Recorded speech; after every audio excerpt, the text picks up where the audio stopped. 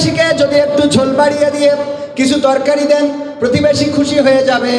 কিন্তু এখনকার সময় সেটা তো নয়। এখনকার যেটা, সেটা হলো প্রতিবেশীর যদি উন্নতি হয়, পাশের বাড়ির মহিলার মাথায় কাজ করে। যদি ভাইয়ের উন্নতি হয়, অপর ভাই বউয়ের কাজ করে। তোমার ছোট ভাই এত কিছু করে, তুমি করো না কেন, পারো না কেন? কত রকম নির্যাতন, নিষ্পেষণ, টর্চার। ওই যে শাড়ির উদাহরণ দিয়েছিলাম, মনে আছে না? নাই? হুজুর বলল যে এই শাড়িটা কিনেছে নামুল হাসান বিন নূর তার স্ত্রীর জন্য। দেখো কত সুন্দর রং, কত সুন্দর কালার, কত সুন্দর এই শাড়ির পাল্টা, কত সুন্দর ডিজাইন।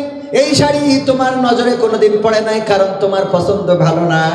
বললো দেখো, তোমার যদি এই শাড়িটা পছন্দ হয় তাইলে তুমি এটা নাও। এনামুল হাসান বিন নূর আমার আত্মীয় মানুষ, বন্ধু মানুষ, আমি তারে বুঝাই দিবানে এই শাড়িটা তুমি নাও। বউ ওই শাড়িটা নিয়ে খুবই খুশি। ওরে আল্লাহ, খুব ভালো একটা শাড়ি পাইছি, খুব খুশি। রাত্রে শোয়ার সময় ওই হুজুর জিজ্ঞাসা করতেছে, ও আমার স্ত্রী, শাড়িটা তোমার পছন্দ হয়েছে কিনা? বললো অনেকদিন পর একটা মনের মতো জিনিস পাইছি। এটা তো তুমি পছন্দ করো নাই, কারণ তোমার নজর ভালো না। তোমার তো দুইটা চোখ দেয় না, আল্লাহ দিয়েছে মার্বেল, যে এটা দিয়ে ভালো কিছু তোমার চোখে পড়ে না। আমাদের এনামুল হাসান বিন নূর কিনার কারণে এই শাড়িটা এত সুন্দর, এত সুন্দর পাড়, এত সুন্দর সুতা, এত সুন্দর রং, এত সুন্দর ডিজাইন, আমার খুব পছন্দ হয়েছে। স্বামী বলতেছে, আমার স্ত্রী গো, তোমারে আমি কত ভালোবাসি, সেইটা প্রমাণ করার জন্যে আজকে আমি একটু এই সলসাতুলির আশ্রয় নিয়েছি। ও আমার স্ত্রী, আজকে যদি মারা যায় তাইলে আর মনের কথাটা বলা হবে না। তোমারে মনের কথাটা বলে ঘুমাতে চায়, সেটা হলো আমি আমার টাকা দিয়ে নিজে পছন্দ করে তোমার জন্য নিজ হাতে এই শাড়িটা কিনে এনেছি। স্ত্রী বলতেছে, সত্যি সত্যি তুমি কিনেছ? বলছে, আমি কিনেছি তোমার জন্য, খুব পছন্দ করি। বলছে, তাহলে এর রং থাকবে না, তাহলে এর ওর কি খুশি করা সম্ভব? বলেন। স্বামীর প্রতি নাশুকরি করে জাহান্নামে যাওয়ার কারণ। স্বামীর প্রতি নাশুকরি করে, স্বামীর প্রতি কৃতজ্ঞ না। স্বামী যেটা খাওয়ায় তাতে সন্তুষ্ট না, স্বামী যেটা পড়ায় তাতে সন্তুষ্ট না, স্বামী যেটা দেয় তাতে সন্তুষ্ট না, স্বামী যেটা তার জন্য করে তাতে সন্তুষ্ট না। এমন যদি কোনো নারী থেকে থাকে, ওই পরকালের ময়দানে জাহান্নামে যাওয়ার কারণের মধ্যে অন্যতম বড় কারণ 1 নম্বর। আর 2 নম্বর কারণ হলো বেশি বেশি অভিশাপ যারা দেয়। বেশি বেশি অভিশাপ দিলে আল্লাহ রাব্বুল আলামিনের নবী বলেছেন, এটা তার জাহান্নামে যাওয়ার জন্য মেজর কারণ, বড় কারণ। সুতরাং মা বোনেরা আমার, স্বামীর প্রতি কৃতজ্ঞ থাকতে হবে। আর ওই যে কি করা যাবে না, অভিশাপ দেওয়া মনে থাকবে। পুরুষরা বলছে, হুজুর ওয়ালটা খুব কাজে লেগেছে। আর মা বোনেরা বলছে, এসে খালি আমাদের গুতোই। তা পুরুষরা এসেছে রাত 12টার সময় কষা এক কান নিয়েতে পিটির পরে ভাঙে, এটা কিটা কর আছে না নাই? নারীদেরকে নির্যাতন করে কারণে অকারণে।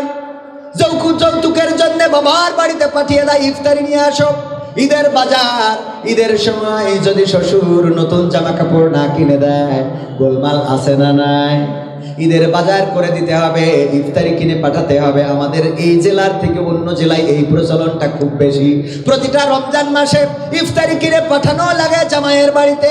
যদি না পাঠায়, মেয়ের উপরে নির্যাতন করে, নিষ্পেষণ করে, এমনকি গায়ে পেট্রোল ঢেলে, ডিজেল ঢেলে, কেরোসিন ঢেলে আগুন ধরিয়ে দেয়, নির্যাতন নিষ্পেষণ করে দুনিয়া থেকে বিদায় করে দেয়। এমন অনেক স্বামী আছে, এমন অনেক কুলাঙ্গার আছে, এমন পরিবার যারা, এই পরিবারগুলো আল্লাহ রাব্বুল আলামিন বিচারের কাঠগড়ায় দাঁড় করাবে। আর নিরীহ এই স্ত্রীদের সাথে অন্যায় আচরণ করার কারণে আল্লাহর নবী বলেছেন, তাদের জন্য জাহান্নাম ফায়সালা হয়ে যাবে। বলেন নাউজুবিল্লাহ। স্ত্রীকে বিনা কারণে মারা যাবে না, তুচ্ছ কারণে তার সাথে গোলমাল করা যাবে না। যে স্ত্রী প্রতিদিন আপনার মশারিটা টানিয়ে দেয়, যে স্ত্রী প্রতিদিন আপনার কয়েলটা ধরিয়ে দেয়, যে স্ত্রী প্রতিদিন আপনার রান্না করে খাওয়ায়, ওই স্ত্রী যেদিন অসুখ হয়েছে, একটু কি রান্নাঘরে যে রান্না করা যায় না? যায় না? কথা কয় না। এগুলো অনেকে হাসতে, হ্যাঁ আমি তো রান্নাঘরের কাজে বাটাম টানলি তারপরে তাতে পারবো। স্ত্রীর রান্নায় সহযোগিতা করেছেন কে? বিশ্ব নবী সাল্লাল্লাহু আলাইহি সাল্লামের 10টা রোমান্টিক সুন্নাতের মধ্যে অন্যতম হলো, স্ত্রী যেই পাত্রে পানি পান করবে ওই পাত্রে পানি পান করা, এটাও রাসূলের সুন্নাহ। সুবহানাল্লাহ। একই গ্লাস থাকবে, দুইজনের কি একই গ্লাস থাকবে, তবে স্ত্রীদের গ্লাসে স্বামীরা খাতি পারবে, কিন্তু স্বামীদের গ্লাসে স্ত্রীরা খাতি পারবে। কথা কয় না? পারবে কিন্তু পারবে না, পারবে কিন্তু পারবে। কারণ কি?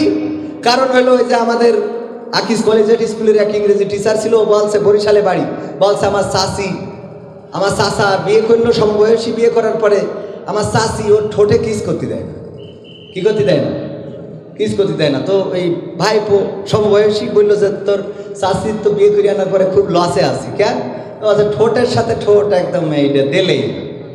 তো বলছে আমি কি চাচির বলবো? বলছে তা বলা যায়, এটা তো হারাম কিছু না। হারাম চাচা ঠোঁটে কিস করবে, এটাই তো ঠিক এবং এটাই সুন্নাহ। তো এখন বলতেছে এটা যেহেতু হারাম কিছু না। আবার হারাম মানে কি? সেদিন আমাদের ওই যে শরীফুল ভাই বগুড়ার ফতোয়া দিয়েছে যে যদি স্ত্রীর নিচের ঠোঁটে কিস করতে পারে তাইলে তার একটা কবুল হজে সোয়াব হয়ে যাবে। তা আমি বলছি খামাখা নিবন্ধন করলাম কি দেখি, বাড়ি তো আমার রয়েছে, হজের নিবন্ধন করে ফেলেছি এই বছর।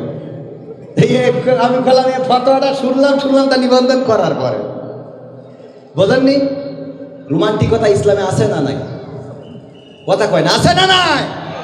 আল্লাহ বললেন স্ত্রীরা তোমাদের ক্ষেতস্বরূপ, তোমরা যেভাবে ইচ্ছা তোমাদের স্ত্রীদের কাছে গমন করো। বিশ্ব নবী বললেন ওগো সাহাবীরা শুনে নাও, তোমরা যদি তোমাদের স্ত্রীদের সাথে মিলিত হও তাহলে আল্লাহ রাব্বুল আলামিন তোমাদের আমলনামায় সওয়াব দিয়ে দেন। সাহাবীরা বলল আল্লাহ রাসূল এটা তো একটা লজ্জাজনক কথা যে স্ত্রীর সাথে আমরা সঙ্গম করলে আল্লাহ সওয়াব দিবেন। আল্লাহ নবী বললেন ওগো আমার সাহাবীরা এটা লজ্জার কিছু নয়, এটা লজ্জার কোনো কারণ নেই। কারণ হলো তোমরা যদি তোমাদের বৈধ স্ত্রীর বাইরে এই একই কাজ অন্য জায়গায় করতে গুনাহ হতো না? সাহাবীরা বললেন অবশ্যই গুনাহ হতো, শুধু তাই নয় এমন গুনাহ দুনিয়ার পরে মাজা পর্যন্ত কেড়ে দিয়ে সঙ্গে সার করা হতো, আর পরকালে আল্লাহ জাহান্নাম দিয়ে দিবেন। আল্লাহর নবী বললেন সেই কাজটা যখন বৈধ জায়গায় করা হয় আল্লাহ উল্টা তার পরিবর্তে সমান সওয়াব লিখে দেন। বলেন সুবহানাল্লাহ। যেমন গুনাহ হতো তেমন সওয়াব হয় স্ত্রীদের কাছে গমন করলে। বলেন সুবহানাল্লাহ। সুতরাং যুবকেরা বিয়ে তাড়াতাড়ি করার দরকার আছে না নাই? সওয়াবের জন্য হলেও বিয়েটা করে ফেলতে হবে। আল্লাহ কবুল করুন। বলেন আমিন। যুবকরা কয় হুজুর আব্বা তো বোঝে না, আছে না নাই? অনেক বাপ নিজের বিয়ের সময় ঠিকই দাদার সাথে বাড়াবাড়ি করে বিয়ে করেছে, অথচ ছেলের বিয়ের সময় বলে আগে প্রতিষ্ঠিত হও। তো তুমি কয় নম্বর প্রতিষ্ঠিত ছিলে বিয়ের সময়? ছেলের প্রতিষ্ঠিত আগে বিয়ে জয়েল কান্দে তুলে দাও, সোজা হয়ে যাও। ঠিক না ঠিক? এই যে গরু দেখেন না, যদি ছাড়া পায় ও সারা গ্রাম ঘুরি তারপরে বইলি আসে। ঠিক না ঠিক? দামড়া গরু ছাড়া পাইলে এটা করে। তা আপনার এড়িয়ে একটু ওই যে চুলির কাটিং দিয়েছে, কুত্তা কাটিং সোজা করতে পারছেন না, এমন কাটিং দিয়েছে দেখি শয়তানও কয় তোর আল্লাহ শয়তান আমার বানাইস কি দেখি তোর বানালি তো। আছে না নাই? কথা কয় না। আরে রোজার মাসে গোয়াতখালীতে আমার আল্লাহর ওলিরা, বেশি বলবো না, বললি কবে আবার আমাকে কাটি করতেছে। কথা কয় না। করিস না? করে না। ধর্ষণ শুধু না, গণধর্ষণ। কি ধর্ষণ? গোয়াতখালীতে যা ফুল বাগানে যার একটু ওনাকে আবার ফুল বাগানে না গেলে হয় না, বেড়াতে নিয়ে যেতে হবে, মাথার পরে আবার ফুল দিতে হয়। তোর ফুল দিতে হয় কেছো মাথার পরে? এই আছে না নাই? ওরে বাবা সব কত মাথার পরে ফুল, মাথার পরে ফুল দিয়ে মোটরসাইকেলের পিছনে বসে গিয়ার মারার জায়গা খুঁজি। ও আমার ভাইয়েরা, আলোচনায় ফিরে আসি। এই কাজগুলো আমার মা বোনেরা পর্দার মধ্যে থাকতে হবে, স্বামীদের সাথে ভালো আচরণ করতে হবে। পুরুষদের কথা বলছিলাম, ওই যে আমার স্যার বললেন যে তার চাচি কিস করতে দেয় না, এই জন্যে চাচিরে বললো চাচি। আমার চাচা অভিযোগ করলো তুমি নাকি তাকে ঠোঁটে কিস করতে দাও না। কই দেব কি? তোমার চাচা বিড়ি পান করে, ধূমপান করে, বিড়ি খেয়ে মুখের যে অবস্থা করে রেখেছে, ওর পাশায় কিস করা যাবে, তা ঠোঁটে না।